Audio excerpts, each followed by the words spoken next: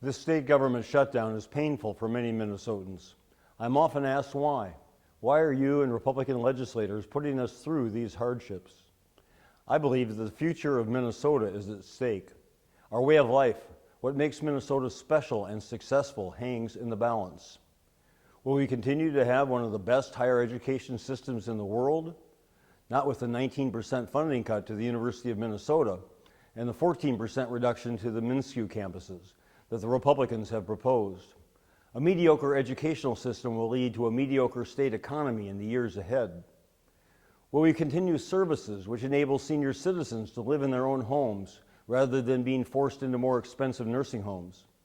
One elderly couple would be forced to place the husband in a nursing home if their assisted living services were eliminated. The wife would be left without her husband and her home. Will we continue to provide people with disabilities with the support they need to live independent and productive lives? Not by reducing the amount of time their personal care attendants can spend with them, not by cutting the funding for special education, and not by denying affordable health care to many of them, as well as senior citizens and families with children. That is some of what is at stake for the future of Minnesota. My budget cuts health care costs and reduces the state workforce, but it also invests in public schools, funds all-day kindergarten, and protects college students from huge tuition increases. I continue to fund cities and counties to keep down property taxes. My latest budget plan increases taxes only on people making more than $1 million a year in Minnesota, which affects only 7,700 people.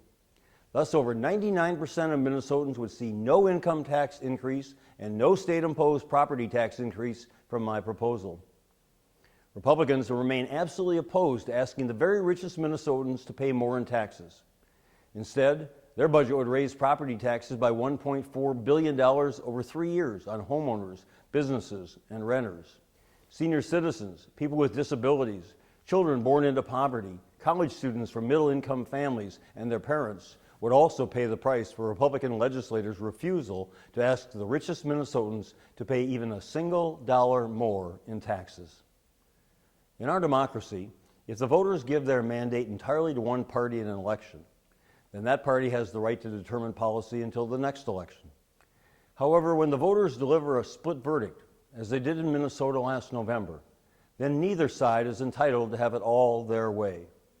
For the past 2 months, I have offered again and again to compromise and meet the Republicans halfway.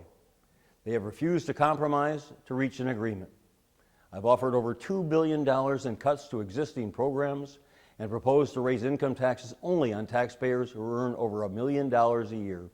The Republicans said no. In the spirit of compromise, I said I would agree to raise taxes on cigarettes, even though I do not personally support such a tax increase. The Republicans said no. No compromise. Republican legislators insist on having it all their way or no way. That is not responsible or even rational leadership. If this budget impasse is to be resolved fairly and equally, respecting each side's mandate, then the Republicans and I must both compromise. That was the will of the people of Minnesota expressed in last year's election. That is what the people of Minnesota want and deserve today.